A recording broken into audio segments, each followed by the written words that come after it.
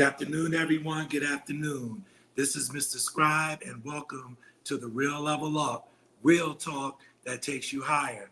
As you can see, this is my second week hosting the show. Angee has allowed me the platform for the month of June, which is Men's Month. So I'm happy to be here. For those listening and viewing, we got a great show for you today. We got a phenomenal young man that's in the tech industry, which is a lot of young people know about it, but me as an old head, I had to gradually get into it because I kind of grew into that as well. So we got a lot of interesting conversation. So right now, let's bring on our guest, Jalen Dupart, which is part of he's either the CEO or owns a tech company. And this brother, he's not even 30 yet. And he's running a company. So really impressive. So Jalen, introduce yourself to our listening and viewing audience. Thank you, Mr. Scribe. I'm the VP of Kepa Tech Solutions, and I'm also a data AI annotator for BNSF Railway. So basically what that means for those who don't know, I just train AI models for different purposes for our company. And I'm also at night, yes, I'm helping manage the Private Institute in Oklahoma for training them on different AI certifications, not just AI IT certifications, content, what goes on. So that's a little bit. We're going to get into all of that because the part that I'm interested in is the AI part, because we've seen science fiction, the Terminator, what was that about? Machines taking over, all that stuff, Jalen. So we'll see, is that a reality or that was just kind of somebody made up in their imaginations? But before we get started, we're a faith-based show, so I just like to go to God to bless this show and to bless you and your family as well. Let's go to God. Father, I ask that you take us through this show, dear Lord, as you take us through every show. You're the one where we focus, dear Father, through people that come on, dear Lord, to share their stories. But what we want to do, Lord, is to invite you to be part of the show as we always have. Watch over us, guide us, and bless us. It's in your son's name we pray. Amen. So that's how we like to kick things off. So Jalen, I thought is you kind of gave a little bit of background on yourself, and in our pre-show getting to know you, because this is my first time meeting you. You've been doing this. You've been doing robotics, computers, and all of that for a long time. My first question to you is, before I go to our scripture as well, what got you interested? Was it just something fun to do? You was doing it with your friends and it just grew into something more? Just kind of touch on that a little bit. I think what really got me interested, I think I was born in the generation where they were kind of training us on this stuff in kindergarten, how to use the different apps to for our parents to look at our grades and stuff. So I was always around a computer.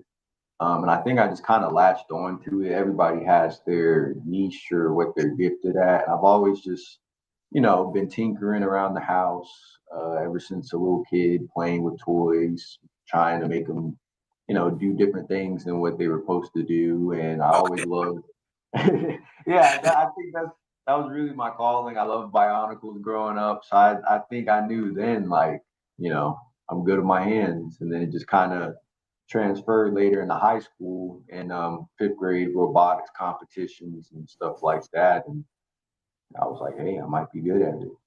Okay, excellent. What I'm going to do now is read our scripture. I always pray before the show, so the Holy Spirit gives me a scripture so we can share, which is kind of in line to what the show is about. So I'm going to go to Colossians, the 3rd chapter, the 17th verse, and it reads, "And whatever you do, whether in word or deed, do it all in the name of the Lord Jesus, giving thanks to God the Father through him." And I'm assuming that that's what you do, either in a direct way, but you're guided by your faith. You're like, hey, what am I going to be good at? What is my purpose? And you said from a young age, you got interested, but here's the key, young people, he pursued it. it's something that he was interested in. You know how kids do, Jalen. They'll get a toy that they really want. They'll play with it for 10 or 15 minutes, and then they're disinterested, and they're on to the next thing. You seem to focus in on, hey, I really enjoy doing this, and you progress going through the different steps to get to where you are today. Can you speak to how that process happened and how you didn't lose interest? You just wanted to keep moving forward. Well, I think on a spiritual level, I mean, I didn't really know it was my gift, I would say, until the last 5-6 years after high school. But, I would say to get to that level and to stay focused, I think you kind of figure out post junior year, senior year, kind of after high school, if something's not working out, you'll kind of know quickly, hey, this is not something I want to do. So originally, I was going to school to be a attorney, and I was going to learn law, but it just didn't really sit right with, let's say, my spirit. Let's just say that. I mean, it didn't really coincide with my daily life, and I didn't catch on to it as quick as I did with IT. That was just something that was just, that was kind of my calling, I felt like. And I've always had my mother, she'd say, just try a bunch of stuff, just go out here, do that. So when I left the law school, she wasn't upset. She just said, okay, well, you have to do something. So I just transferred that. I transferred that to something else, and IT, I caught on quicker than in my school studies. It was easy. It was nothing. And then that's the thing. Yeah, absolutely. And that's the thing that happens. Like you said, there was something, hey, I want to study law. I wanted to be an engineer at one point, but I pivoted into business. So I get it. And as young people, you this is what I notice about young people now. In other words, when you're a junior, senior, you okay, I want to go into it, but you had an idea. Some of these young people don't really know where they want to go, and they're not really looking. But the fact that you had said, oh, I'm going to go into law, then discovered, you know what, this is really not where I'm at. And then you got, I'm just speaking to the young people and using you as an example of, hey, start thinking about it. If you're in high school, start thinking about it. You don't necessarily have to go to college. Your journey can go through trade schools, things of that nature, or doing different things. But in our society now, you have to have a skill. I don't see any other way as a young person that you can survive without you having some type of skill, whether it's intellectual with an education or physical, hands-on type skill. You're going to have either one or the other, because the world's getting more complex, and you have to see where you fit in, and you kind of have to know that a little bit before you get into, either middle school really at this particular point. What would you say to that? I think too, for young people, I think we kind of know a dream. You just got to pick up something that you had a while ago. I think we're kind of too afraid to, the astronaut or the engineer or I've always kind of wanted to be that. So I think that just comes with not being afraid to, if something's not working, just pivot into what you know best. Yeah. Following your dream. Oh, cool. No, excellent. We're going to get ready to go to our first break. But when we come back, Jalen, I want you to talk about, you broke down in the intro, hey, these are the things, I'm the VP and the other things. I want you just to start wherever you like and just kind of dig down and let us know, kind of give us some of the details about what you're doing, because you're doing a lot of different things, and how you can find the time, the focus in order to balance all the things that you're involved with. So we'll be right back from our break. This is the Real Level Up, real talk that takes you higher. We'll be right back with Jalen.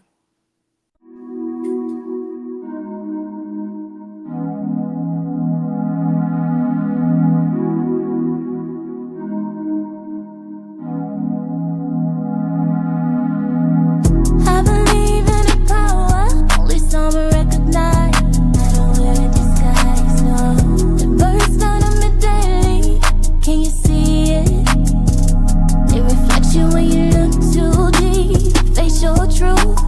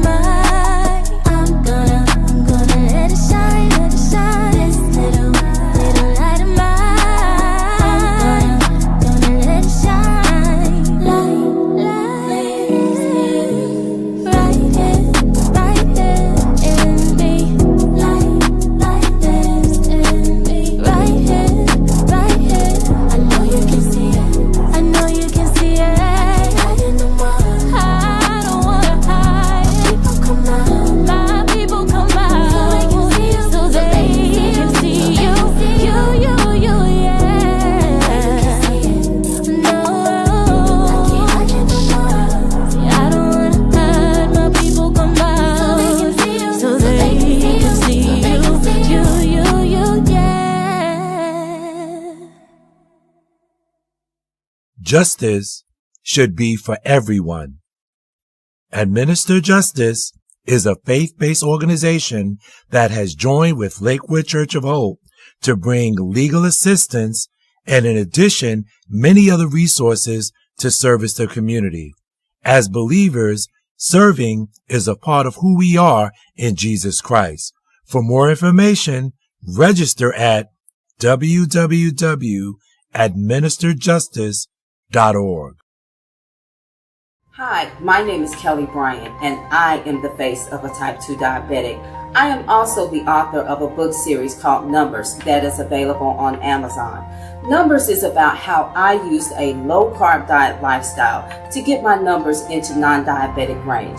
I am living proof that it is possible to go from a 16.6 A1C to a 5.2. So let's kick type 2 diabetes one number at a time.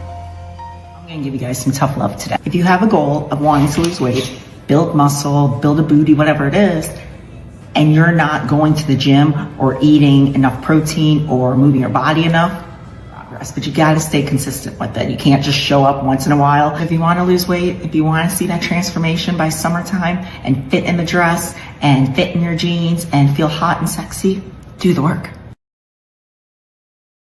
Hi, I'm Pat Nash, and I want to speak to you a little bit about dreams, about hope, about maybe giving up or wondering why you haven't moved forward. Someone asked me, how did you get here to be a relationship coach? It actually came out of a need for myself and what I observed looking around after I asked myself a couple of questions. Why was I not doing the things that I wanted to do? Why had I gone through divorce? I realized I was not the only one. You see, there's a lot of us who stopped hoping, who stopped dreaming, who stopped chasing our dreams or going after our dreams because we don't have to chase anything. When we look internally and figure out what it is that's holding us back, the sky's the limit, and you don't have to chase anything. You attract it.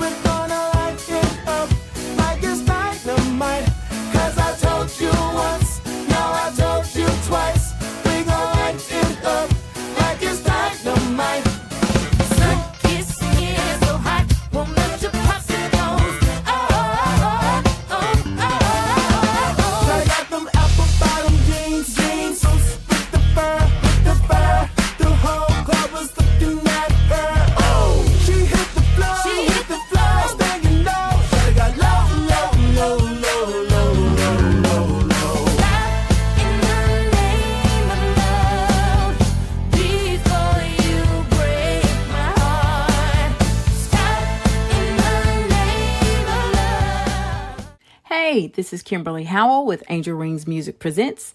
Keep it locked right here as we level up, giving a voice to the unvoiced with real talk that takes you higher, ordinary people with extraordinary stories. This is Kimberly Walker. Listen and watch Level Up each and every Sunday from 3 p.m. to 5 p.m. Keep it locked right here. Hey, this is Tracy Price Coins, author of The Faith to Forgive and Spiritual Identity Depth. Keep it locked right here. Y'all level up every Sunday from 3 to 5.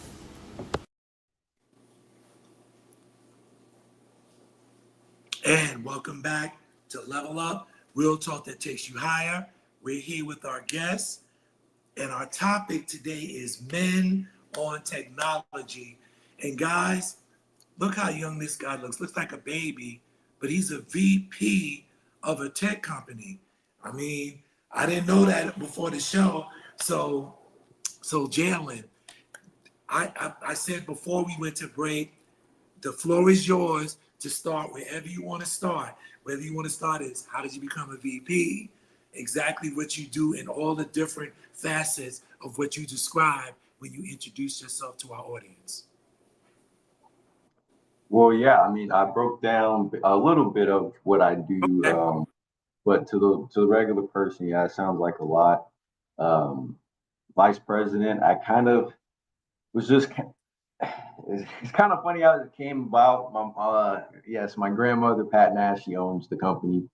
And she just reached out to me like, hey, how do you think about helping me run my business? And I think at first I was like, okay, sure, let's Okay.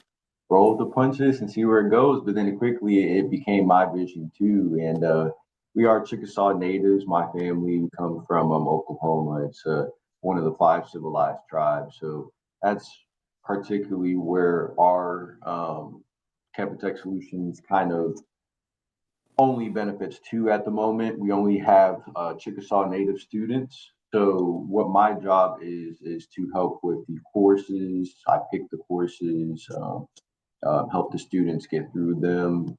Basic everyday operational tasks, a lot of the IT work, mainframe, database, stuff like that. Just basically connecting with them, getting to know their story, getting to help them get enrolled with the same courses and certification that I took.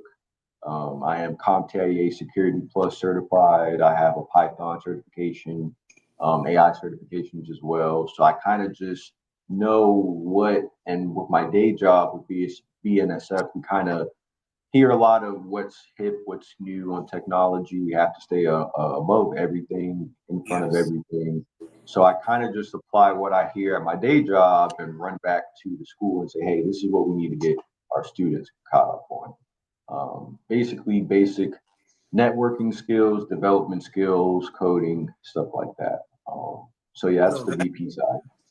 But what I liked what you said about that, the indigenous people in this country, we know the history. We don't need to go through everything that takes place. We're part of that history. Well, I'm part of that history being African American and your heritage as well.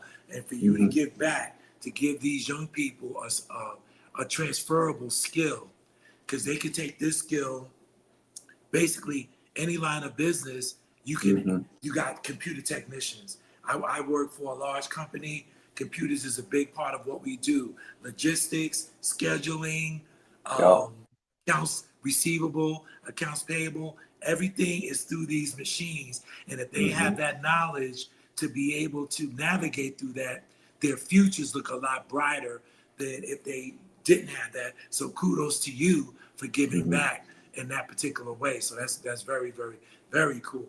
So because somebody has to maintenance the systems. Yeah. I was just going to say, somebody has to maintenance it. So and there will always have to be a job for IT because systems can't maintenance themselves. So. Yeah, and it's a highly thought after skill because it's a needed skill. Most companies that I know have an IT department. I don't know if maybe 10, 15 years ago, excuse me, that wasn't the case. But most companies now have an IT department. And my sector too is IT kind of branches into a lot of different sectors, but my sector specifically is cybersecurity. And a lot of people don't know that is really one of the highest tickets in IT, or tickets are highest paying because every company needs contingency plans, data prevention teams. They need systems to, if something shuts down or if somebody attacks us. The biggest thing right now, the biggest issue is theft and cyber attacks in this day and age. So companies pay a lot of money for cybersecurity. Trust me, absolutely. I work for a company. This may be about 6 to 8 months ago. They had to completely, because we work remotely, so they had to almost completely shut our system down for maybe about 3 to 4 days, Jalen, where we couldn't access the system because they had to put new protocols in place. So we see, and shutting down a business like that, we're talking hundreds of thousands of dollars that companies get held ransom. So it's a definite skill that's being sought after. So if they're focusing on that, like you said, well-paying, but a functionality of the kind of world we live in, even on your personal machine.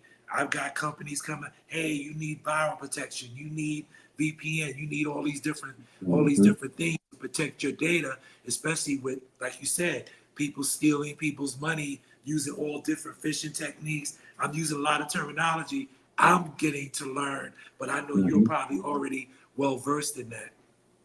what I wanted to ask you about is you shared what you're doing with teaching the students. My interest, and maybe it's a lot of interest of the folks that are watching and listening, the AI. A lot of people are hearing about AI. What is it? How does it work? What is it doing? And how is it affecting our life? Because a lot of people that I've talked to are very nervous about it because they're thinking that, hey, there's Hello, Pat hey. giving you a shout out, hey Pat, how Yeah, you doing? yeah, hey. Yeah, so Jalen, I want you to speak to, because you got the pulse of what's going on in technology. What's your feeling about working with AI, the impact that it has on society? You just speak to that coming from your own personal space. Um, well, personally, I feel really comfortable with AI because I use it every day. It's in my glasses, it's in my watch, it's in my home systems, and then at work. I'm not really scared of it, but on the work side, yes, I work for BNSF Railway, and it's kind of training AI models to do the tasks that we can't do every day repeatedly. So my job specifically is to teach the AI model what to look for. So we deploy it, and I can't really go too much into detail because it No, is I part of like understand. like a Yeah, I understand. federal infrastructure type thing. But yeah, we Yeah, just teach the model what we want to do. And we just use various methods to teach it because yeah, AI is essentially like a 2-year-old or a 3-year-old toddler. You have to really teach it what to do in every aspect. And I think we're really in the beginning phases of AI. You kind of brought up the Terminator and what would happen. There have been cases where, yes, AI would just think for itself and do kind of strange aspects. But in my field, there hasn't been anything alarming to where you know, it's caused widespread panic for what we work with. We just work with, like I said, the data prevention and the right. tracing and help us with the everyday task. But we use something called machine vision, and machines are getting so advanced now where they can make decisions on their own and see things like we said earlier, see things before it even happens. So that's kind Wow. of my aspect of it. Yeah. So if you train it right, it can think for itself. You see, that's the part that people get. Well, see, I'm thinking you're comfortable because, like you say, you work with it on a daily basis. You know the Hmm. capabilities. But folks that are Hmm. not as educated in it, what they're seeing is, hey, I'm not going to have a job in 5 years because this machine is going to take it over. Hmm. And Hmm. I've seen examples like with Amazon with the automated, like they'll have, if you have a warehouse, for example, and people Hmm. say, I need these different products, you have to, back in the day, you physically had a person go to each Yep. of these areas to pick out, okay, we're putting together a package to be manufactured or sent to a customer. Now, I've seen Amazon warehouses where all they do is just program it. The machine knows where to go, what shelf, Hmm. what, and to pull all that together and put it together. That's why they can say, I can order something today and have it tomorrow. Because if it was a person, it probably would take a little bit longer. But now they have machines. They still have people at the warehouse, but the machine does a lot of the what you would call heavy lifting and making decisions on getting information on that. And I think that's what makes people nervous. They think that, wow, if there's AI, I'm going to be out of a job. I mean, well, I can definitely see why somebody would be nervous. Don't get me wrong, but I think it is also a chance to evolve. I mean, humans always evolve. We've always been, natural selection. I think it's not. I'm not going to say anything is easy. If you apply yourself to IT, I think in a couple of years, everyone can be an IT professional. It's not anything that isn't doable. Let's say that. I think if you apply yourself and really, like anything, show that you want to progress in it, I think you can have a job, like you said, maintaining the system or maintaining the robot or, you know, somewhere down the line, you will see progression in that. You will see Do you progression. see do you see a lot of young people like yourself, Jalen, getting into the field, like your peers or people? Well, I know people in your circle obviously involved in it, but do you see a lot of young people, A, going to school, for computer technology, or see when you go to different events or things like that, you see people your age? I would say it's very, very few. So in IT, it's kind of like other sectors where it's you only get a job if somebody leaves or retires. So if you're in IT, you're very comfortable in IT. You don't want to leave that Right. position. So so you're usually working from home, making decent pay or good pay, and a lot is it has to go into it. But I would say in my and BNSF, no, there's not really a lot of young people. Okay, it's just older people that's been doing it for a while. And like you said, the only way a young person is either they're going to mentor them or they're going to retire, and then that younger person will step into that role. Wow. And doesn't seem like at this point, since you're in it right now, that's going to kind of continue for the next number of years. Yeah, and that's why we're kind of, I kind of like mixing both jobs because I want to get my tribe, caught up and the younger folks caught up so we can be, the next generation. And geez, if we're talking minorities, how many minorities work there? There's only, let's put in perspective, there's about 400 IT professionals in my building. And let's say there's roughly around 10 to 15 people of minority color. I'm the youngest of all, so there's barely anybody of color young in the IT world right now. So And that's see, really a message I want. Yeah, and that's the other part of it as well. With your skill set that you have, because you've been doing this for a number of years, so many other factors as we live life influence where we are, what places look like, and where we need to go. So it's a tribute to you that you're giving back to the indigenous folks to get them ready, but you're also progressing and getting yourself prepared, because you said, hey, Nolan, this is something that you don't just learn it and that's it. You're constantly learning because the technology is moving forward, things are changing. So as far as you're concerned, you got to stay on your toes and just not be complete. Oh, I think I know pretty much all. No, because next month, next week, because I've seen in my lifetime, I'm in my 60s, and I've seen in my lifetime how we had those huge, gigantic, when I was in college, the computers we used, Jalen, they were the index card with the key punches.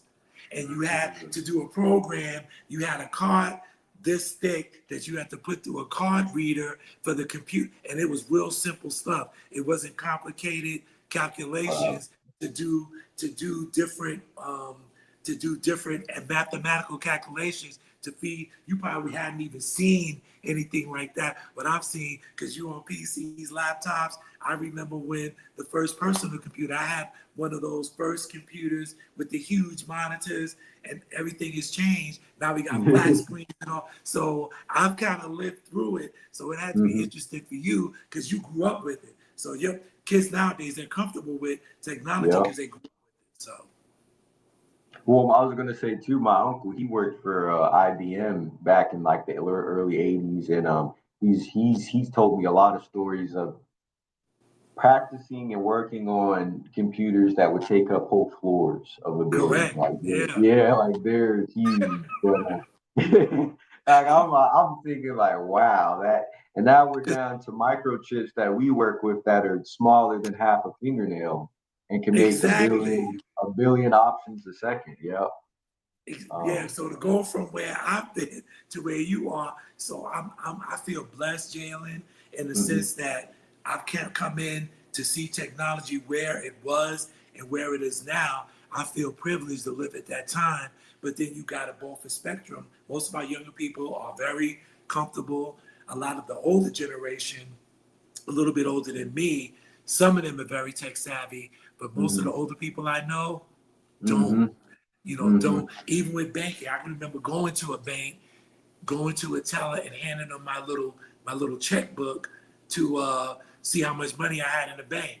I don't go to the bank anymore. All my banking is done pay my bills online, I bank online. So in other words, that cybersecurity comes into effect as well, because I watch the news and I see the stories of people losing not just thousands of dollars, hundreds of thousands of dollars Mhm. for people that's their job. I was told a long time ago, if you do something long enough, you're going to get good at it. And you got people just like you wake up in the morning and go to your job and perform your function.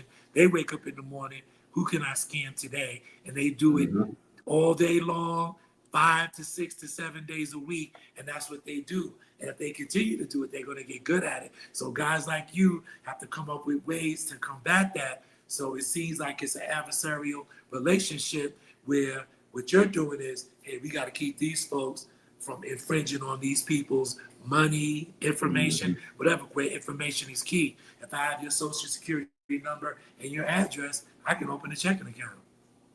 Yep. I mean, we all saw last year with the social securities how, those got leaked, or even, I don't know if you remember the blue screen epidemic where all over the world. Yep. But the funny thing was that was just a team of really skilled attackers, so that just kind of showed a little bit of insight, I think, a precursor of what happened, because the whole world is set up on a network. Exactly. Yeah. Exactly. So if someone, and there's whole governments that are, training to attack other governments. We've seen it. Cyber. We've Yeah, seen it happen exactly. with the elections, with the bots that create certain comments and Mhm. flood, America's infrastructure of computers to get people to think and try to move their votes to certain candidates and things like that. I can remember when we first got personal computers at work and everything started shrinking because of technology. 1999, the nervousness, Jalen, when we went from 1999 to 2000, and Oh boy. the dates that were set up on the computer. I remember working for a company. They were super nervous. What happens when it goes from 1999 to 2000? IT departments was working overtime trying to figure out what's going to happen to our data with the dates, with the year change. It was a Wow. huge deal. And I lived in New York at the time, and it was a big deal with, news stories, companies with IT worried about when it went from 1999 to 2K, it was a big deal. That is, I don't know why I'm laughing at that. Like the problems you guys were facing then, like, It's nothing for you guys, man. like we're worried about download speeds and stuff. Like Yeah. it's And that wasn't even on the radar, Jalen. That wasn't on the yeah. radar at all. Our computers, we hit a button, you have to wait a few seconds and stuff. That's what we had to do. We were just happy the fact that we didn't have to go to index cards or do Yeah. things in a manual way, that we can actually be on a computer. You guys, yeah, I don't know what's that download speed. You want to hit a button to see an instant. I Yeah, I want to understand. see it quick. Yeah, Yeah. you want to see it, like, if you don't see it, yeah, my operating system's too slow, or my BPS speeds. I know a little bit of the lingo, but Yeah. I understand when you hit that button, hey, I want to see something happen instantaneously. So Yep. some of the other things that you was getting into, then we'll go to our next break. VP, what you said your day job was and what you work with. Just shortly talk about something else that you're involved with, and then we'll go to break and come back. Yeah, see, even Grace said she's been around for that it was called Y2K. When you get an opportunity, Google it just to get a little history. It'll blow your mind, Jalen, especially where you are now and where we were back then. But yeah, so you said just give you guys something briefly of what I do outside of professionalism, or what are we? Well, let's go into. We're going to take a break right now. Let's go into your Okay. hobby when you're not fooling Okay. around on the computer or playing video games. What does Jalen do? Does he like sports? Does he play sports? What do you do outside of that to keep your interest? Because I know you can't be like what they typically say, a computer geek, just Oh, 24/7. You nah. in front of a computer screen getting carpal tunnel because you playing games, or you doing code and doing all of that, and you're boring because back in the day that was the stereotype of a computer Yeah, person. no, yeah, things The pocket thing with the pens, yeah, the like Urkel or glasses. something. Yeah, There you nah. go. Exactly. Yeah. So when we come back from our break, we're going to kind of step away from the technology yeah. part and just speak to you, Jason, just as a person. So we're going to take our break. Real talk, the real level up, real talk that takes you higher. We'll be right back with Jason.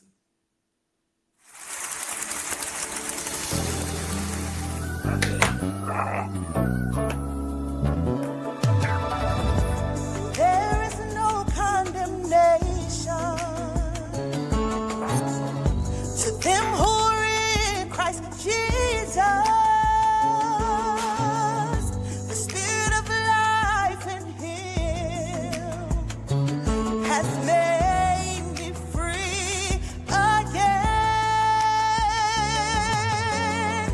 and by His blood I've been set free, and by His grace He's redeemed me, and by His love I've been rescued. I will never be defeated. No, there is no condemnation to them who are in Christ Jesus. Christ Jesus. Spirit of life in Him made me free. Oh Lord, and by His blood I've been rescued, and by His grace He's redeemed me, and by His love I've been rescued. I will never be defeated. No, I will never be defeated. No, and your love rescued me by your blood. They said it was wrong to promote me, that I wasn't ready, that I would fail. Those who have betrayed me must pay. You're the first black agent. Don't be the last. Revenge is all I have left. The CIA cannot get involved, so you're on your own. Aren't we all? I'm a man who gets what he wants. Just get me the money. You have 24 hours.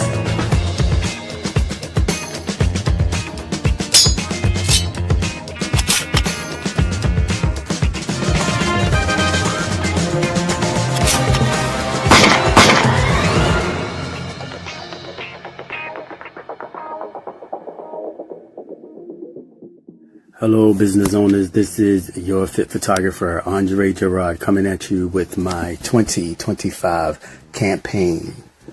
The goal is to promote and empower her enterprise. Yes, the goal is to elevate women of color in business.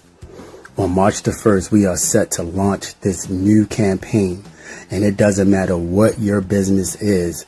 Please contact us at www.andregerardphotography.com to book your consultation. Let's make this an amazing year. Follow me on all social media at Angee Gerard, your fit photographer. And let's have a moment of clarity. There's freedom in your transparency. When you speak, you release. That's therapy. It's my decision to listen and do it carefully. Wanna live carefree? Well, it's gonna start. When secrets are kept, families are torn apart. I wanna do my part to help heal your heart. Shed some light on your life when your days are dark. Help ignite a spark that'll bring change. Be your shelter from the rain. Assist with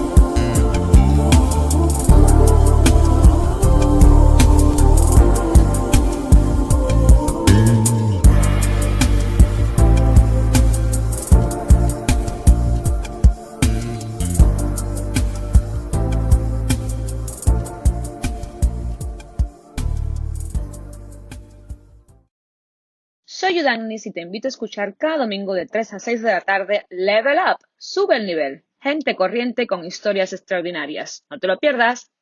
Hi, this is Terry Cummings, 18-year veteran of the NBA. Keep it locked right here as we level up, giving a voice to the unvoiced with real talk that takes you higher. Ordinary people with extraordinary stories. Hey y'all, this is Candace Stevens, State of Georgia real estate broker and founder of Day After Foundation Incorporated, where we are transforming the transplant experience. You are vibing with my people, Angee from the B and Mr. Scribe. So level up each and every Sunday from 3 to 5 p.m. Ordinary people with extraordinary stories. Welcome back to the Real Level Up. Ladies and gentlemen, I have to apologize. I called Jade and Jason before the break, so I just want to clear that up. And see, Jaden, there's a boss with a comment. She said, great interview.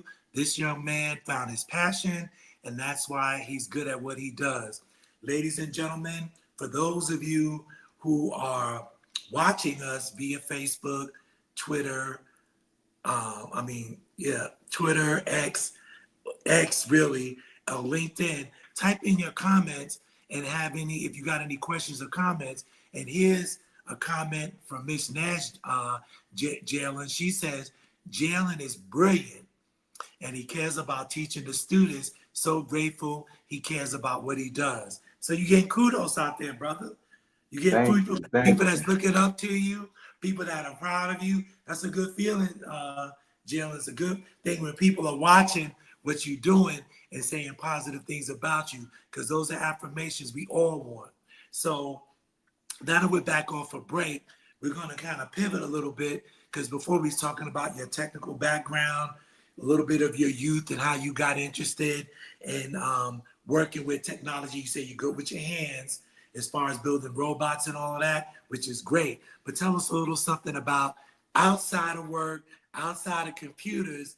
What are some of you, if you have hobbies, what do you like? What do you enjoy doing? We want to get that side of you as well, because anything in life, there's got to be a balance. Can't be one side. You got to life has to be a balance between work and enjoyment. So go right ahead. The floor is yours. Well, honestly, I mean, outside of work, I really don't like screens. I really don't like being around computer screens too much. I know that's weird. I like being outdoors. I'm the outdoor type of dude. A hobby I have too is I box. I love boxing. That's something I've actually recently picked up. But I've always been in a sport. I've always played basketball, football, soccer, all three. My passion, I tell this a lot. I love soccer. That's really I'm pretty fast. Yeah, I'm pretty fast. I love soccer, but I also love football. I was really good at football, and that kind of helped me get through high school. Do you have a favorite team? Oh yeah, my favorite NFL team is the Dolphins. Favorite NBA team is Miami Heat. My favorite college team is Miami. Okay. Yeah, so I was born and raised in Florida. Yeah. Well, my wife would be right in line with you, Jalen, because she's from Florida. So the U and all Florida teams, and my other cousin graduated from Florida State. So. Oh my gosh! So he, being a native New Yorker, big fan basketball. I played basketball back in the day. The New York Giants and Yankees. Well, the Knicks actually had a good run this season, so I'm not. Yeah. They had an excellent run. I mean, and I like sports talk shows and things. And Stephen A. Smith, I was saying it just like he was orange and blue skies when the Knicks was going orange and blue skies. But no, it was a great season. It's cool that so we can talk, because you a sports head as well. I enjoy watching. Don't participate as much because I'm older. I haven't bounced the basketball in a long time, but my son likes to play flag football, and he likes soccer as well. And the FIFA Cup is coming to Georgia. I think the FIFA Cup is next year, and it's coming to Georgia. You might want to, maybe take some time. World Cup? Come up this way, man, because Atlanta won the bid, and they're going to be hosting the FIFA Cup next year. Well, I do know the Atlanta. What's your team? I forgot their United. name.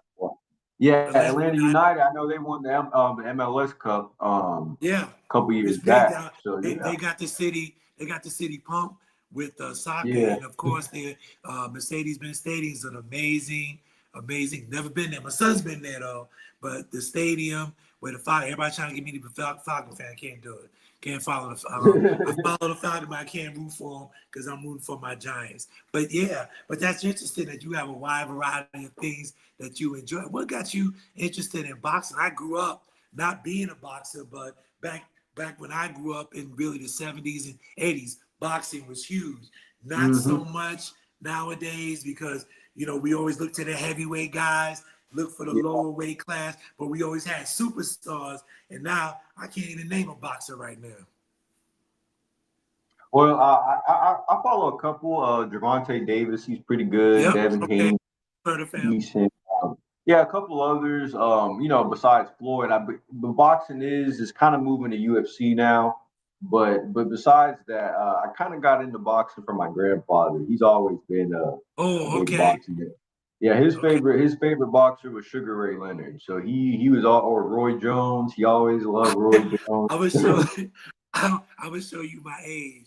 I remember when Sugar Ray Leonard boxed in the Olympics. Oh, wow. The 1976 Olympics, where we had an excellent USA boxing, and Sugar Ray Leonard was one of the boxers. And I can remember why, because it was on TV and watching them win the gold. So I go way back with the boxing. And of course, growing up in the 80s, everybody knew Mike Tyson, man. Oh, yeah. Well, they're bringing boxing back to the Olympics. I think the next one they're going to have it. They should. I don't know why it went away. They should have always had it. And I know they have it for women. And it's always been, up until a certain point, it's always been for the men. But they're bringing women's boxing into the Olympics as well. So we'll see how that goes. I usually watch the Olympics whenever they come, especially the summer games, because my son used to run track. My son used to run track. So I was really into obviously the basketball, but more so into the track and field. So. Well, I did the track too. I did the mile. I did that, and I did. Oh, okay. You did distance. Okay. Yeah, my son did the 4 and 800 was his specialties. He quarter miler, which takes that's a skill. I learned a lot about track watching him, and I just enjoy the sport. I think they should do more. But United States, America. What is it? Basketball and football. Soccer's got a little place, but basically those are the two main sports. And then college athletics, football and basketball. So I'm actually getting into baseball too now because I like actually watching. I think it's a cool sport. So I'm actually starting to learn a little bit of baseball. It's a hard sport too. Yeah, it's a long sport too. It's long too. They tried to quicken it up a little bit. But it's good that you're well-rounded and that, when you are dealing with all the things that you have on your plate, there's you got to have recreation because somebody told me a long time ago, as I get older, keep moving. When you stop and get sedentary, that's when things start happening. Of course, when you're young, you don't think about it. But as you get older, it's a conscious effort. Hey, let me go take a walk or let me go out and some physical activity, not just sit around the house and watch television. So that's something that, and you being active now, it's probably going to continue with you because you seem to be real consistent in what you're doing. So you'll be continually doing that. So you'll be active for a long, long time. So that's the other part that I look forward to as I age. Hey, keep it moving all the time. Yeah, I think you kind of make better conscious decisions outdoors as well too. I think a lot of my meetings I'll probably do while I'm walking, just to yeah, because you can think better and you can, just I don't know. It's kind of weird, but I love being active because being in an IT sector, you will sit for hours on an end in one spot looking at a blue light screen and it will definitely have its effect. Yeah. I can understand, Jalen. You like, once I'm done, I don't want to see a screen at all. I don't want to see the phone. Same thing with me. I work remote. I work on a PC, of course, with the big screens because I do collections. So I've got to do spreadsheets and stuff like that. So, but once that thing shuts down, I'm moving away, man. Oh gosh, how can you look at numbers? I would hate to look at You know what? prices. For me, my mind is analytical. I've learned that a long time ago. Okay. Working with data is something I enjoy doing, breaking it down, chopping it up into ways that management can look at it. Hey, doing pivot tables, doing different Excel functions to break the data down so we can see how we're doing as a business. And even my job is broken down to, hey, your portfolio, what's your over 60 balance, what accounts make that up. I enjoy those kind of problems and coming up with solutions online. That's just like the same way you say that working with AI just kind of zeroes you in. That's what I feel about. And see how different we are? You're like, hey, I'm into this part about it, but the data analytics is really what Well, I mean, but we have a lot of project managers like you. I was going to say we have a lot of people that I work with people that, hey, I mean, on the VP side and on the data AI side, there you have your IT. You're really focused on one thing, and you're good at doing one thing, and that's not bad. That's actually a good thing. So you have to have people like you that can manage, that can step back and like, hey, this is what we're doing. You gotta, yeah, and I've met some people at the time. I said, this will be, well, I'm about to retire prayerfully in about 2 years, but my dream job. That's great. Wow. My dream job would have been analytics and basically understanding coding, like Visual Basic, being able to code and apply those codings for finance. That would be the learn Visual Basic to go, how do I use Visual Basic computer coding and the job that I do? I use some of it now because I use macros and stuff to do a lot of the, like you said, hey, if I'm doing something over and over again, why am I doing this when I can program the computer to go grab data, manipulate it the way I want, and then present it to me so I can present it to my manager in a way that makes sense? Yeah, no, you're definitely right. It's all the IT's all the same, and then if you just chop it up differently, it's the same thing. Yeah. So how do your days look, Jalen? Do you, like, when you're working, are you putting in a regular 9 to 5, or because of the nature of the work that you're doing, hey, I'm putting in way more than 8 hours because I've got things that I got to do or projects that I'm working on in different departments, where you find yourself, getting home 9:30, 10 o'clock? Do you find that that's your typical schedule work week, or does it vary? Oh, it definitely varies. I do have a little bit of leeway, but I'm definitely pushing more than 8 hours a day. And I don't like to, I just kind of answer calls. I have hours, but I'll answer calls past a certain hour, or on the other side, might do a project.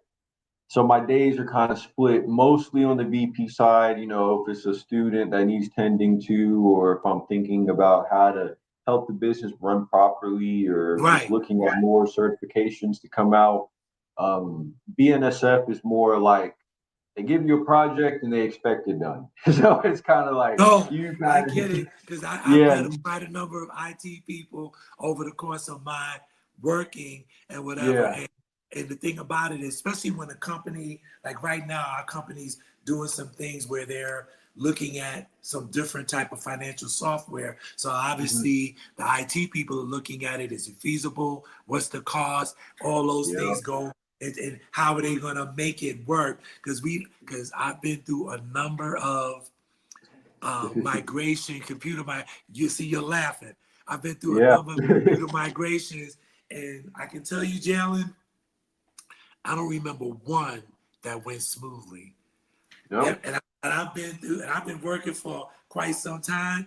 And every time we're going to migrate from this system, we're going to integrate a new system. So we're going to get all the data off the old system, move it to the new system. There's always been major issues. Major issues. How does this data look? No, this is not what it's supposed to look like. This is not the way. So see, you're laughing because I think you can relate to those type of things, because all we wanted to do is work. That's why we're looking at you guys. Hey, Jalen, I can't get into my system, and you're gonna say, well, did you boot up?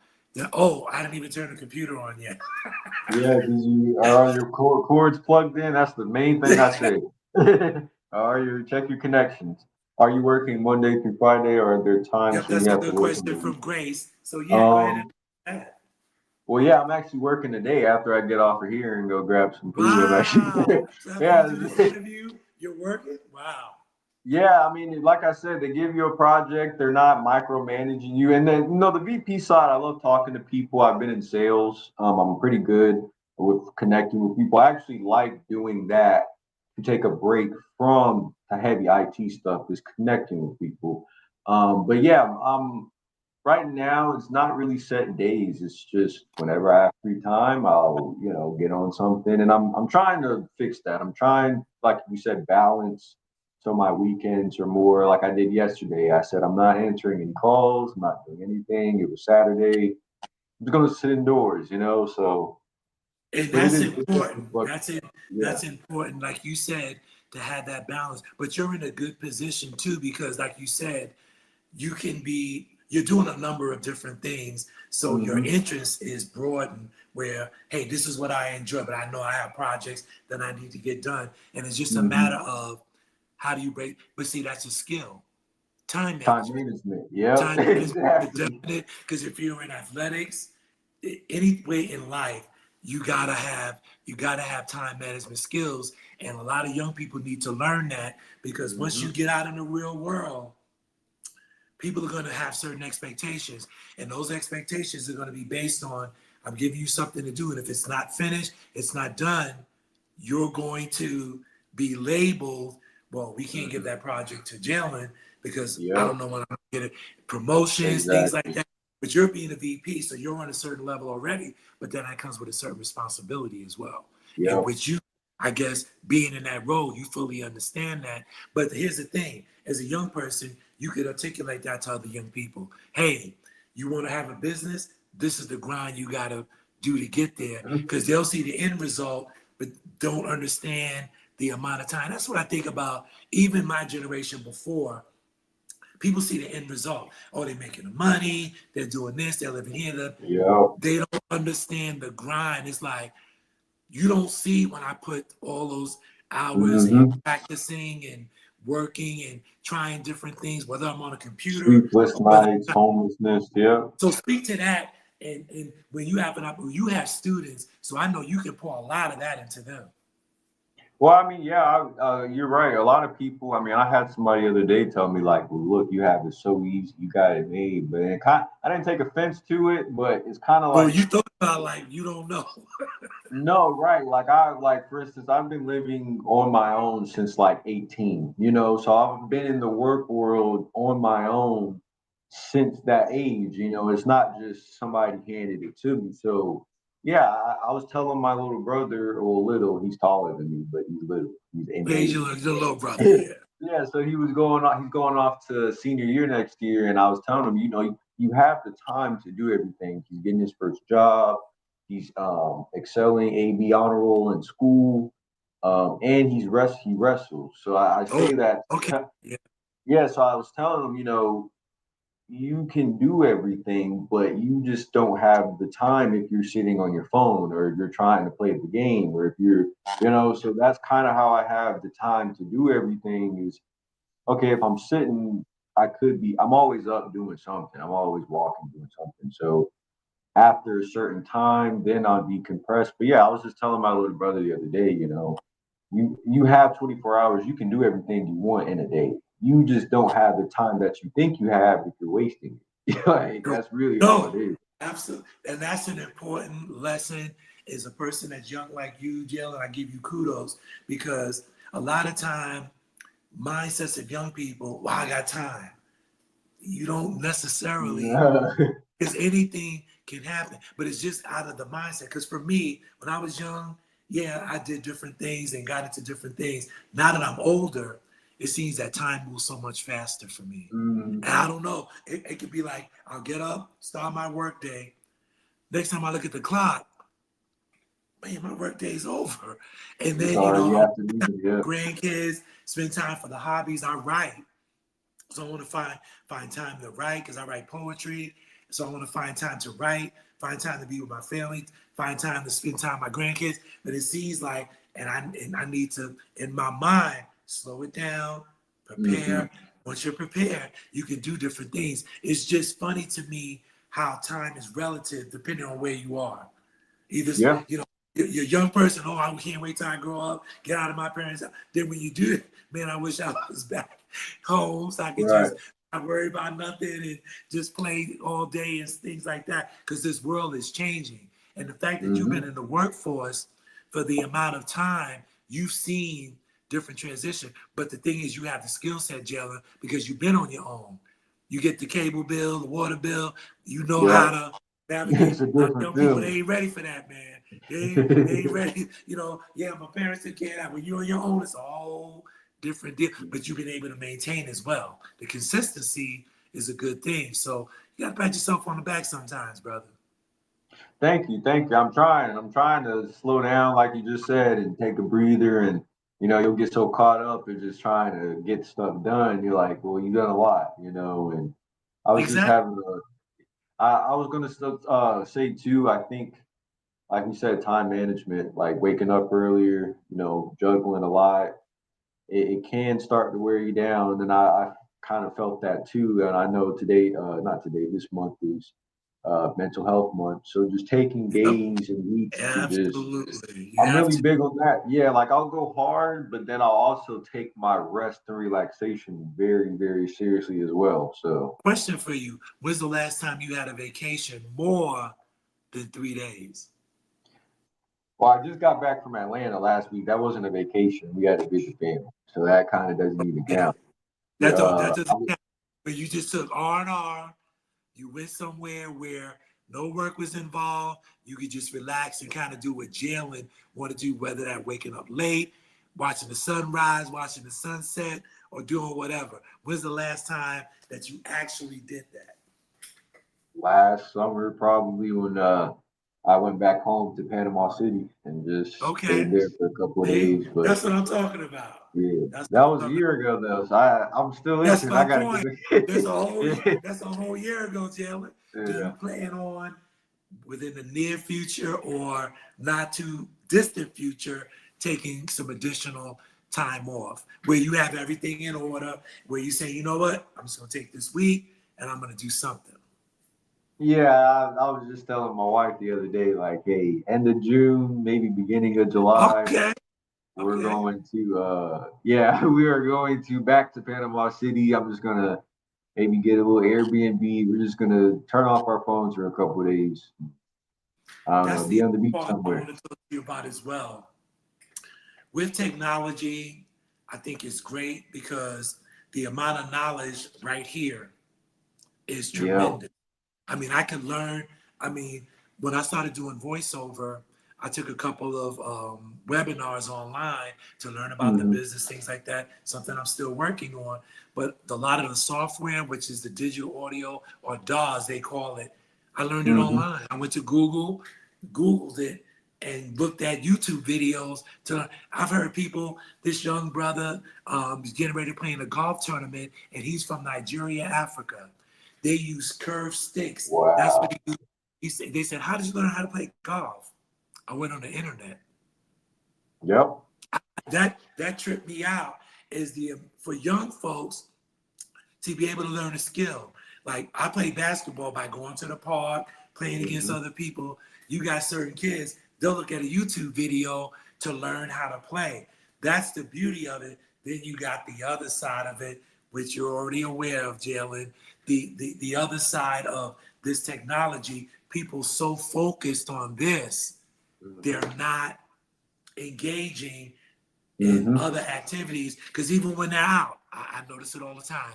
When my wife and I go to a restaurant, people are sitting, couples, kids, families, everybody's on their phone. Like they're not even human sometimes. Right. It's like you're sitting at a table in a restaurant, but nobody's talking because everybody's on their looking at their phones. To me, that's the downside of it, because the social interaction to me is missing. How do you interact with other people? Yeah, we could do a Zoom meeting, but it's nothing like being in a room with a group of people and interacting with them. And I'm thinking that we're losing that aspect. Yeah. We're losing. It's a tool. It's not our master. It's supposed to be people used are using it as an escape to make content, to do certain things and to disengage, because I have my screen set up that tells me, okay, how much screen time did you spend on Facebook or social media? I know I have to be on social media to build my brand because of my books and to promote these shows that we have on Level Up Nation. But what I try to guard myself against, don't let it intertwine with your life. So as soon as your waking moment, you're looking at your phone, or when you're doing something else, or I gotta see what's on my, I've gotta break away. I'm getting better at it, but I'm not there yet, because I find myself sometimes just looking at videos and next thing you know, 30 minutes just went by. And that's time I could have been doing something else. So we have to be mindful, people. These things are great for communicating, to learn, and technology is wonderful, but it has to have a certain place. The Bible talks about everything has a season. And you have to be able to differentiate, okay, season of learning, season of relaxation. There has to be, because when you let it blur into other things, things seem to happen that are not. Too. Now, see, look, we've been chopping it up, Jalen, for a minute. We need to go to our, basically getting to our next break to move into our next segment. You see how fast time goes by, though? Yeah, it's already been an hour. Wow, that's crazy. You see what that's what I'm talking about. But learning a lot about you, sharing about your businesses that you've been in. And when we come back from this particular break, let's just continue to discuss whatever comes in on our minds. You share, because you're a young man, you're married. Talk to the young people. Talk to your, your students, but just talk to young people in general. Hey, these are some of the things that you, not preaching to anybody. Here's some of the things that I was thinking about when I turned 20, because I'd already been working for a while, kind of planning for the future. Because a lot of times young people don't think, they think in moments. Nothing wrong with being in the moment, but you still have to kind of plan out what the future's gonna hold. So just hold on to that thought and speak to that when we come back. This is the Real Level Up, real talk that takes you higher. We'll be back for our final segment with Jalen. J-Town. Yeah.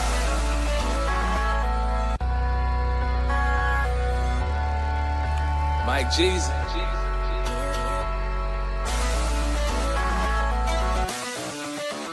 Yeah. One time for the independent women that's doing their own thing and killing the boss game. Right. Working all night, pursuing a life change while putting my God first and praising his high name. I say, little mama, gon' do that there. But the people hating on you, tell them we don't care. We gon' watch God work as they stop and step, and you'll be coming out the fire with the flawless hair. Yeah. But first you gotta love yourself, cause if you ain't trying to do it, then who else gon' care? Real talk, grab a mirror, gon' look real deep. Cause my God is top notch, he don't make none cheap. See, I'm looking for a woman that ain't scared to shine, who is led by a king that is so divine. I took some time to vibe, what I feel is true. A salute to all women that are going through. I love you. Cause I'm looking for a girl like, looking for a girl like, looking for a girl like, looking for a girl like you. Yeah, I'm looking for a girl like, looking for a girl like, looking for a girl like, looking for a girl like you. So many women with potential, the mental is on point. Went to school and got the job, and you were great, my girl. This right here is your joint. Life is hard, I know, true, but you gotta step back, let the Lord be your guidance. He'll lead your path, and everything that you ask for, then gon' run a little right. That's right. Go ahead, little mama, get out your seat. Stand firm and plant your feet. Tell the world you're playing for keeps, and I'ma watch you stand tall like a tree. Can't nobody else live your life for you. So tell them all you bout to move. I try to guide us busting through. And ain't nobody gon' stop it, you a chosen few. Cause I'm looking for a girl like, looking for a girl like, looking for a girl like, looking for a girl like you. I'm looking for a girl like, looking for a girl like, looking for a girl like, looking for a girl like you. No, you devote your heart to following the Lord, no matter what the cost. he hasn't had a good man in the home to be a role model. No matter how much I do, it's hard for a woman to call out the man and her son.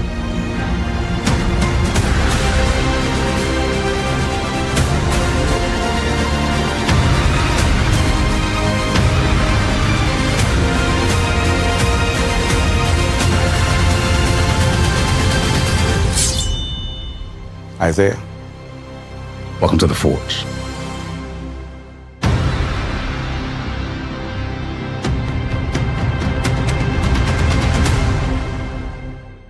I am thrilled to present you Journey to the Poetic Light, a heartfelt collection of poems that unravels the intimate and profound moments of life through the lens of poetry. This book is a beacon for those seeking silence, inspiration, and a glimpse into the kaleidoscope of human emotions. Journey to the Poetic Light invites you to wander through a landscape of emotions where each poem is crafted to guide you toward enlightenment, reflection, and inner peace.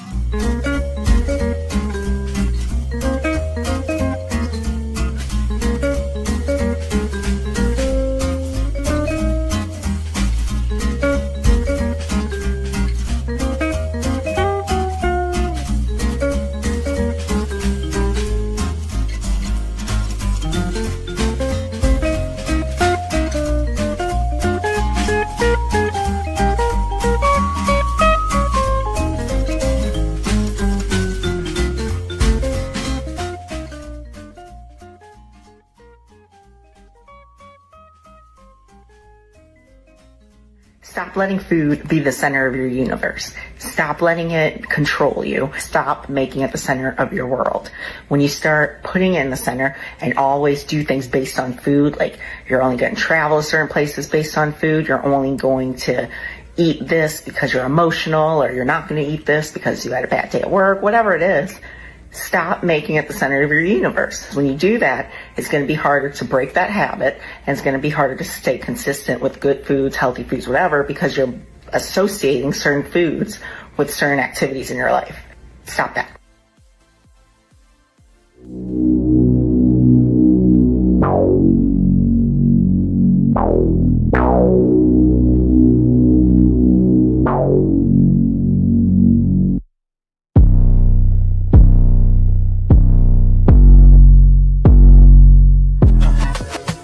Here we go.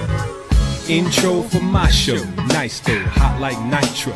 Cool as ice though.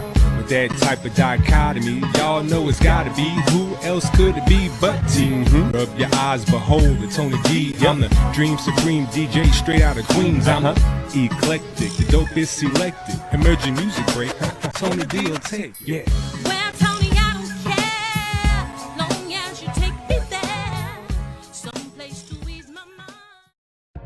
Hello, everyone. This is Pat Nash of Pat Nash Talks, where we have the conversations that create real relationships.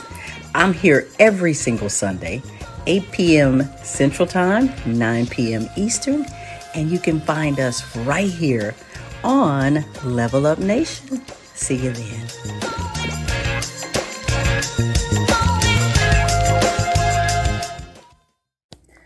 Get inspired with real talk that takes you higher.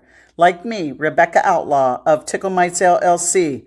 Level Up, Sundays from 3 to 5 p.m. Ordinary people with extraordinary stories. Hey, this is Shantia Warren of Hams Farm and Assurance Wellness. Keep it locked right here as we level up, giving a voice to the unvoiced with real talk that takes you higher. Ordinary people with extraordinary stories. Atlanta, this is Ronnie Davis Frank from the Wild Wild West in Color, Rodeo, and Agriculture Expo. Join me every Sunday from 3 to 5 p.m. as we level up with Angee. Let's get ready to ride.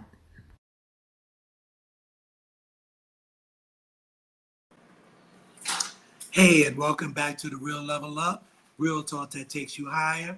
We're here with Jalen Dupart, and we're already in our last section, Jalen. And here we got Kelly Hawkins saying, hey, family. Hey, Kelly. How you doing? Hope you enjoying the show.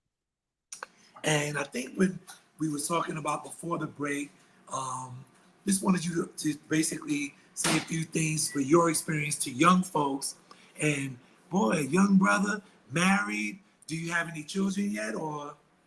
No, no children yet. Not children yet. Okay. How long have you been married, may I ask? We just celebrated our 3-year anniversary last week. Wow, congratulations. So see, Thanks. so you found your queen early. That's not a Yes, sir. That's a good thing, man. But yeah, I mean, if I could say anything, I would say pick something and stick with it. I mean, if it doesn't work, like try to find something else and stay committed. I remember one of my professors at my university had told me all a college degree is a piece of paper that shows that you committed to something for more than 4 years, for 3 years, however long. That's really all it is. So if I could tell anyone what I told my little brother, if he wants to go into healthcare, okay, find that a passion, stick with it. I would say 10,000 hours in something, and you'll be successful. Yeah. You'll see some type of success.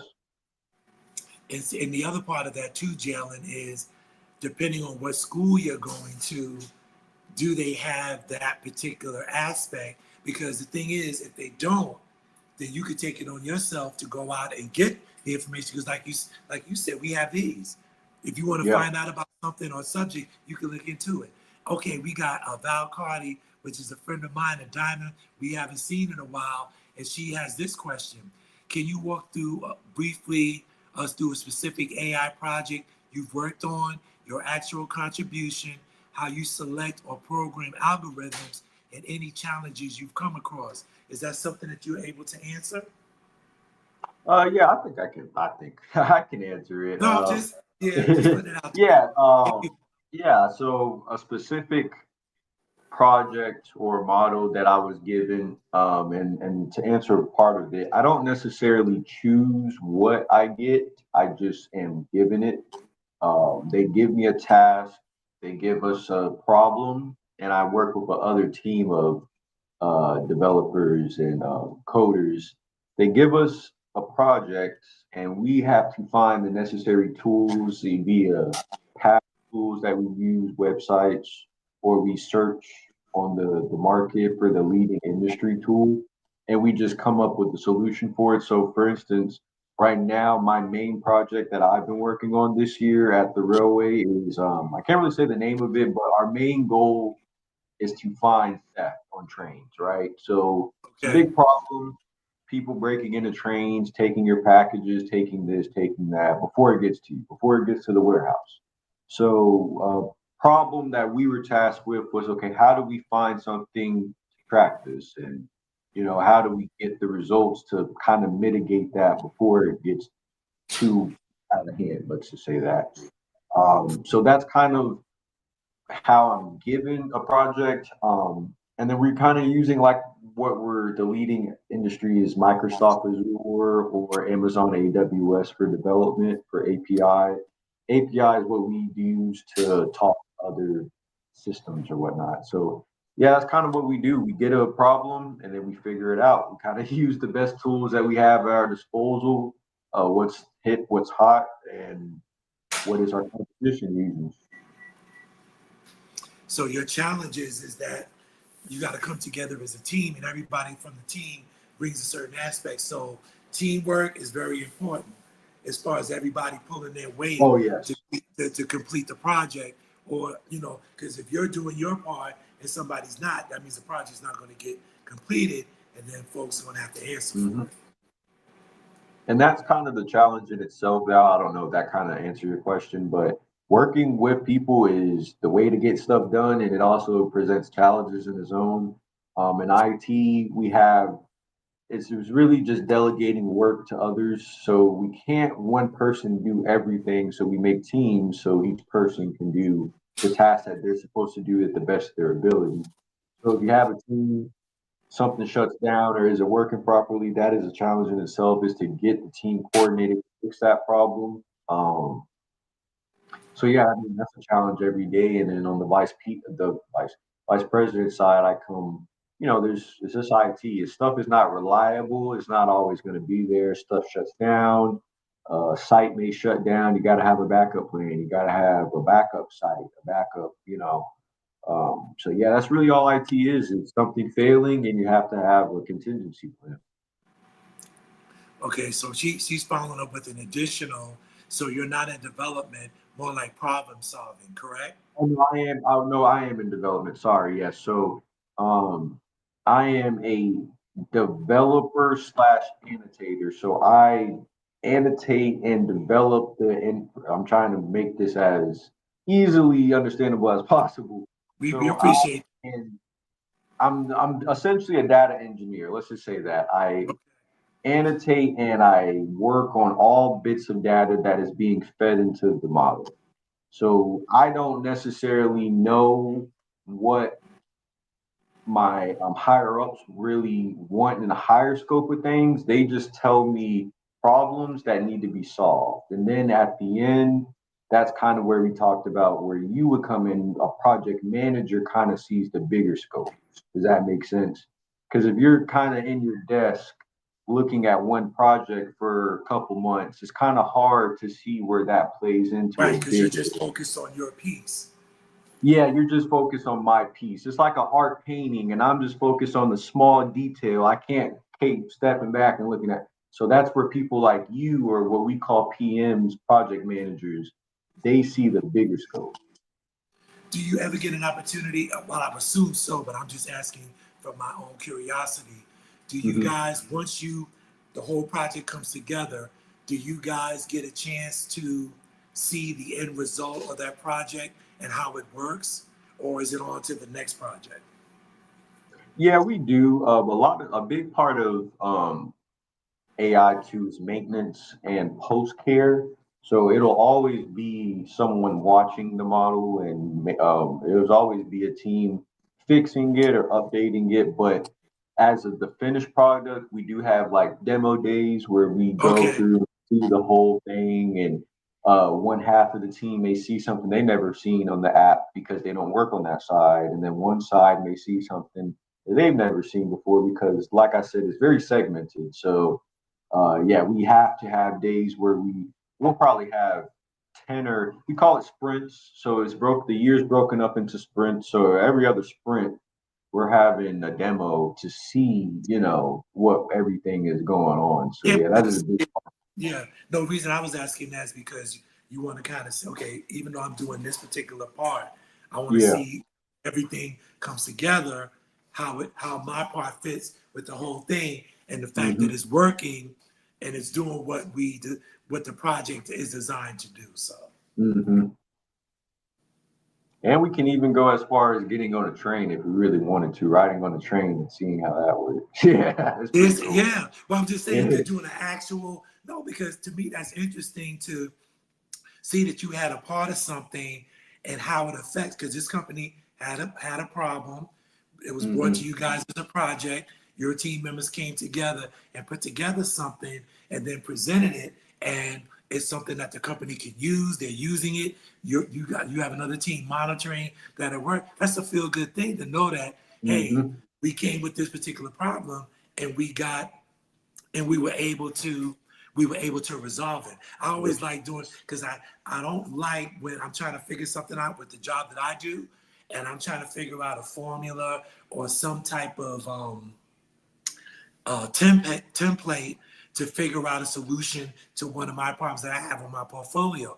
And if I can't get it, I get frustrated.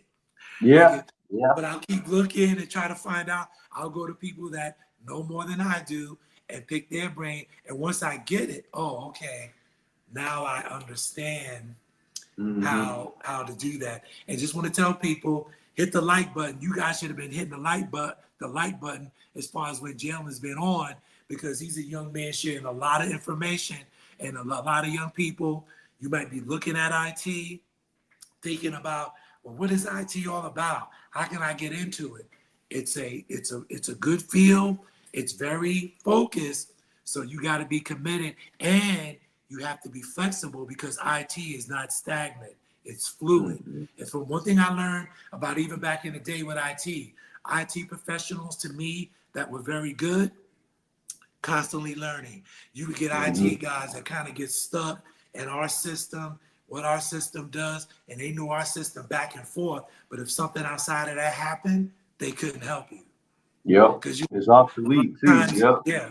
A lot of times, Jalen, that they'll say most companies have what they call the help desk. You create a ticket if you need a password reset or what. But sometimes in certain companies, they would call it the helpless desk because they would put through tickets and the tickets wouldn't get resolved. The problems wouldn't be addressed or answered. So your company's going to run as good as its ID department. Because like you said, if the system goes down, you can be talking a lot of, depending on what type system, you could be losing hundreds of thousands of dollars in revenue. Oh man, and that bottom line affects a lot of folks. When Microsoft went blue last year, a lot of hospitals were shut down. So it's scary. And a lot of these machines are based on computer data. If a machine that's a life-saving machine, that particular server goes down, somebody's life might be. So we're talking about real life applications that can impact people's lives, just like our finances. If something happens that a bank is hacked into and they have access to your money and they just wiped out your account, that has definite ramifications. And I was going to speak too of in a past life. I call a past life. Well, my previous job, I was working for a clinical trial organization in the U.S. So we were working on the laptops that got sent out for human test trials and stuff. And there was an instance actually where one of our servers for the I don't know if you know what an infusion pump is. It's a device that. Yeah, I do. So we had a good stock of those, and the server that was configuring the infusion pumps was reading off by like 0.5 millimeters, something crazy. But we had to shut down operations for about a month because that's a life-changing. Yes. If you get a little bit of air into your body, you're dead. So, but see, here's the thing: the ramifications of that. First of all, you got to take it offline for a month, so that's influencing it. A person could possibly die. Then you're talking lawsuits. It just explodes into a situation where if this computer doesn't give the correct measurement, it can cause a whole lot of problems. That's why we're really tied to computers, which is a good thing. But the other part is we're so reliant on them if something goes wrong. Yeah. That's the fear. I like the banking system. Speak to that. Speak to the fact that, well, we have people like you that are watching over and stuff, but then you got people on the other side, Jalen, who's doing it for nefarious purposes, trying to get over and disrupt or destroy systems that are in place. Our electricity is on a system. Our dispatch of emergency vehicles is all computerized at this point. So all that data is floating around out there. Oh no, it is a real threat. That is my degree is cybersecurity. So that is basically what I'm trained and proficient in. And like I said before, other governments, I mean, you can search this up, Korea, they have a whole team of hackers, just specifically of hackers, and like I said, I'm pretty sure in the next couple of years, I mean, we see it now with the Ukraine war, it's all drones, it's all this. So yeah. In the cybersecurity world, we have the lingo is like blue team and red team. So we call red team as the attackers. So they get into your systems. But I really think everyone should probably read up on some type of defense, the basic defense, the VPNs, keeping your credit card information secure, spam callers, phishing callers. Right. All of that. It's a lot. Just the basic stuff, because I mean, you're getting into the age now where countries are really proficient in it. Like overseas, they target the U.S. just specifically for social security information, banking information, much stuff. Dark web stuff.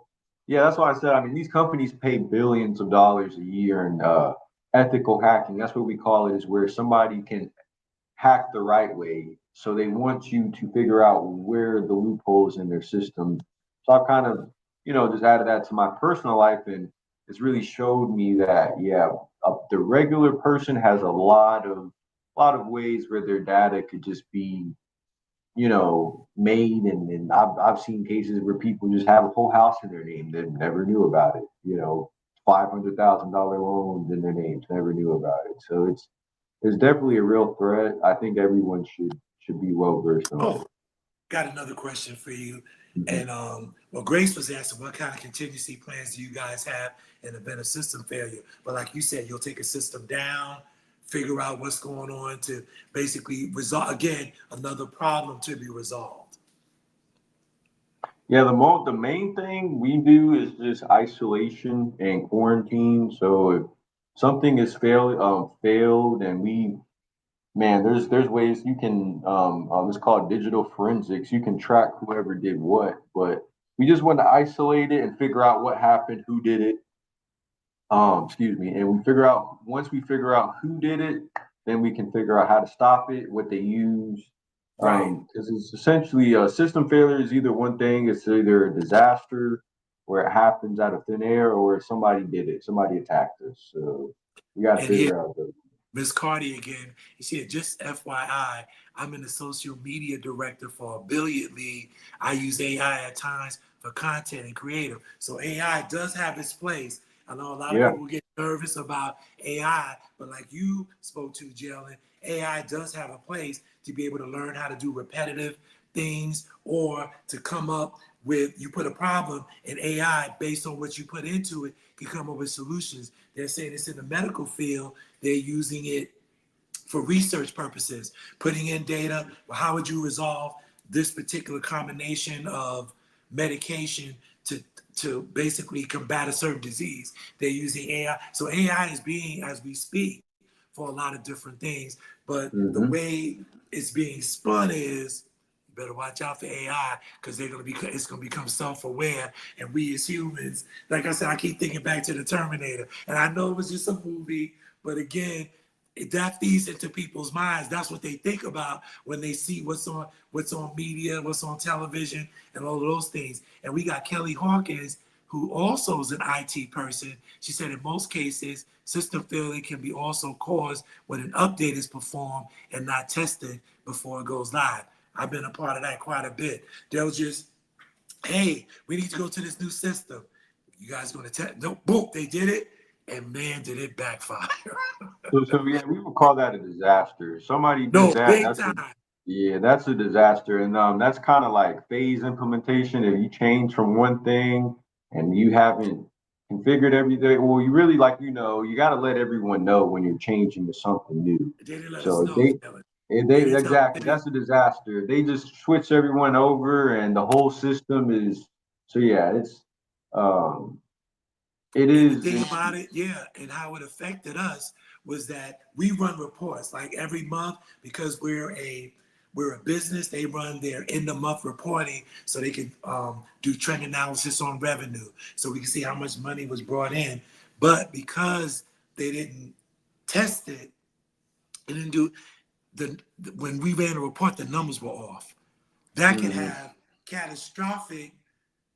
When you're thinking that the revenue's this, say if our revenue is $300 million for maybe a month's worth of billing.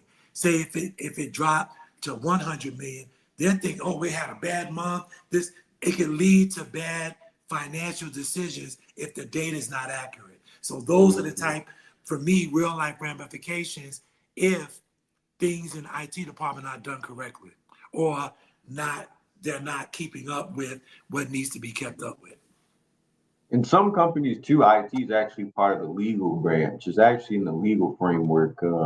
Cybersecurity, especially if someone is hacked, or if we sometimes too, they'll have shadow IT teams in companies where you don't know that they're in the system checking for stuff. But yeah, a lot of companies even hold IT as far as legal framework. Like, hey, we're actively looking if there's a threat to our network, and we'll sue you. So it does go that far. No, absolutely. And even more so now, because when COVID happened, we were all working in an office. And normally the IT department would be either in our building or off-site, but still had access to our systems. When COVID hit, our company basically before that said we would never work from home. Our data would be compromised and all that. COVID changed all of that. I've been working from home a few months after COVID hit. But again, now the IT department is somewhere in a different location. So if I have a ticket, I gotta go online, create a ticket, they either call or respond via email to resolve the issue. So that causes more, because now it's not localized. You could be anywhere now working remotely, and IT's got to keep up with all of that. Does that make it more difficult? Or when everybody was in the same building and IT was right there, as opposed to your employees could be everywhere and you still got to maintain the system, does that make things more difficult? It does kind of in a certain aspect. If the system is running smooth, tickets can come in nice. Sorry, Jalen, what would you suggest? Person view? I'll answer this question.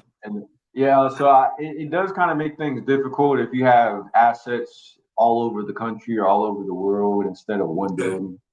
So like people are, I know they're not assets like a thing, but the companies see people, their employees as assets. No, absolutely. Yeah, as assets. So if they're all over the country, yes, there are VPNs that you can kind of see where everyone's at, but it does kind of make stuff a little tricky. Yeah. CrowdStrike, CrowdStrike is pretty bad. So that was actually kind of like a malicious software that kind of struck a couple years back, and it almost shut down like I think almost 80, 70, somewhere, I'm not too sure, of companies and their I think it was really file sharing systems. And got a lot of information from that, and they couldn't really find a solution to it. So a lot of an organization, they'll have crime syndicates of hackers, and they create these new malicious code, and then they just come out and then we call them 0-day attacks, where the IT world, the blue team, like I said, the people that are saving you from these attacks, we don't know anything about it yet. So a 0-day attack is something that's happening. There's nothing we can do to stop it because there's nothing. It's almost like COVID. When COVID hit, we didn't have a virus or a solution for it because we never heard of it. So that's kind of the same thing. But yeah, that's funny. CrowdStrike was pretty big. And to answer Pat's answer, Pat is to asking get started in the IT career, I would definitely just start with the basics. Basic coding, prompting, Python, C++. I kind of started in the professional, I would say, customer relations aspect of it. If you want to even go as just to data entry, anything where you can put on a resume that I was either data entry or I was using some type of service, web service, you can uptalk your resume to the fullest. But if you wanted to, that first IT job is usually the hardest. So I would say it is really vast. If you wanted to get in there, anything technical related, I would stick to that. Uptalk it, stay there for at least a year so you can have that experience on your resume. And then you could really start to get, I mean, like we say, there's 200 to 300 certifications in IT. So you can really choose and pick where it's going to go. Yeah, there's a lot of different sectors. You have to figure out what lane you have to do. So my sector is asset protection, but you could be DevOps where you just build the sites. You could be a programmer. I would just find something that you feel comfortable with. It may just be basic data entry, handling cases. There's websites where you could see the whole search tree, but I mean, if somebody wanted to come up to me and say, how do I get into IT? I mean, go to Indeed, go to LinkedIn, start with your resume, and start back with previous jobs where you kind of had already technical experience, uptalk there, and then go from there. Excellent segue, because we're at the end of our show, Jalen. You see how fast that went?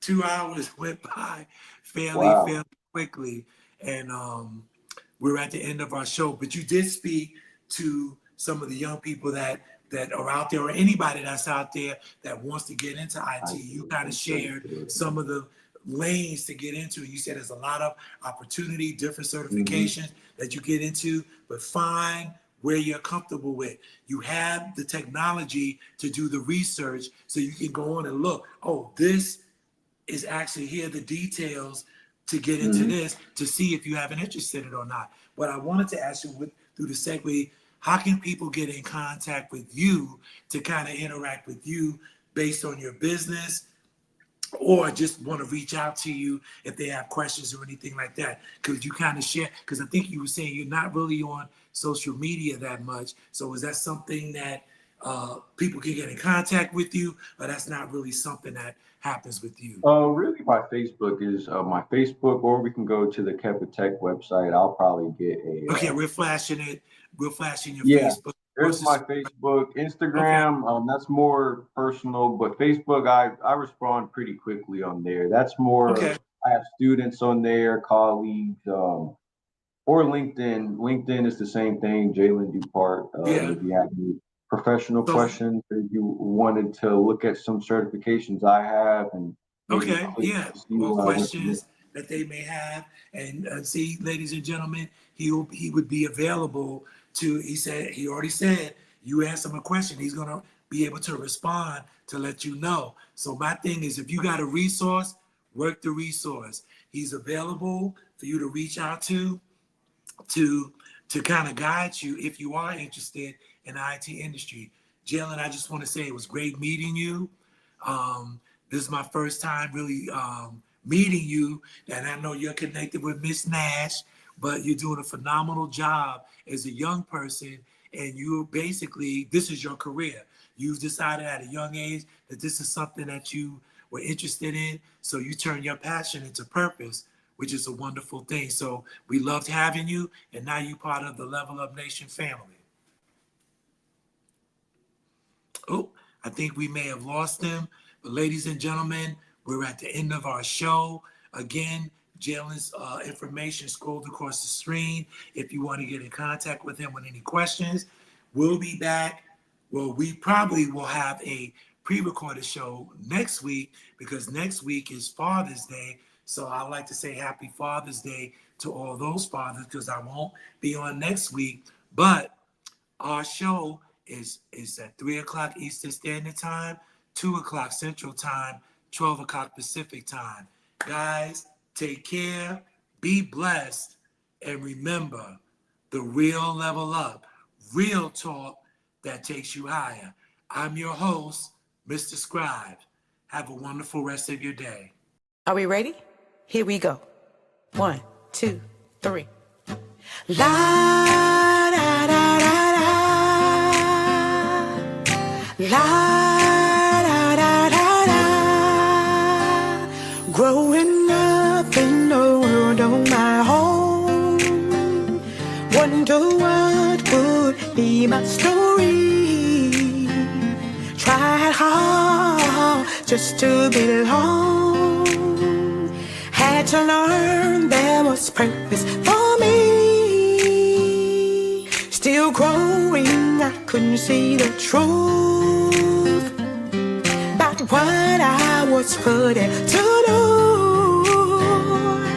But now I finally see the light. Oh yes, love is of God, and it is alright. Universe love sent from above is a beautiful thing. Love is a beautiful thing. Heals hurt and makes the heart sing. La da da da da. La da da da da. Live your life, keep walking the path. Love others, smile and laugh. Oh, God will be your light. Oh yes, 'cause love is of God, and it is alright. You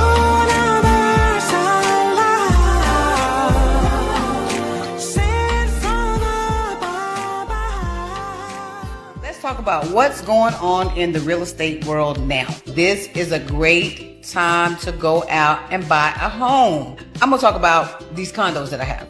So I have these condos. They're starting in the twos, which is pretty low for Decatur. So you're looking at monthly for a mortgage at about $1,750 for the 1-bedroom and about $1,900 for the 2-bedroom. If I was renting an apartment, I would buy me a condo and I would rent to myself. If you were going to rent for more than 2 years, you need to buy your own place, let somebody rent a room from you, then buy whatever it is that you're trying to buy and sell what you have or use it as your first investment property. But what I wouldn't recommend doing is renting for 5, 10, 15 years. We have to change our mentality.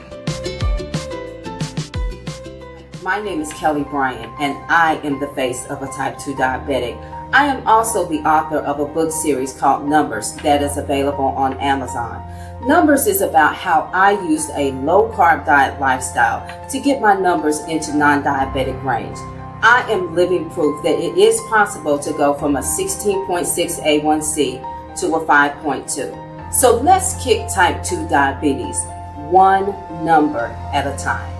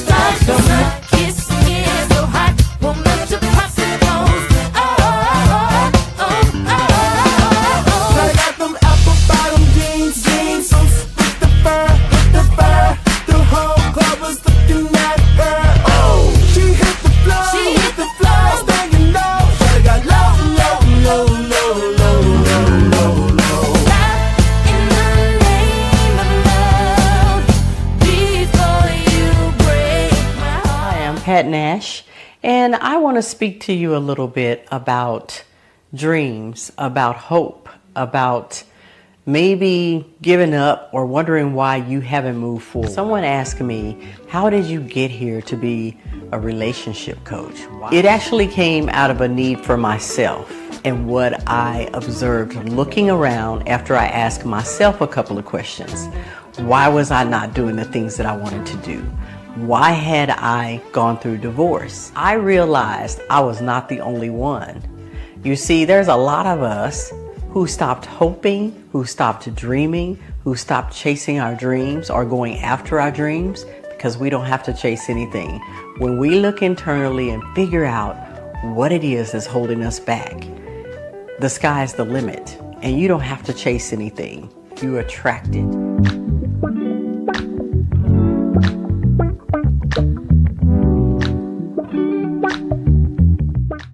Starting at 1 p.m. Eastern Standard Time with Dr. Kyrie Listens. Healing begins with being heard.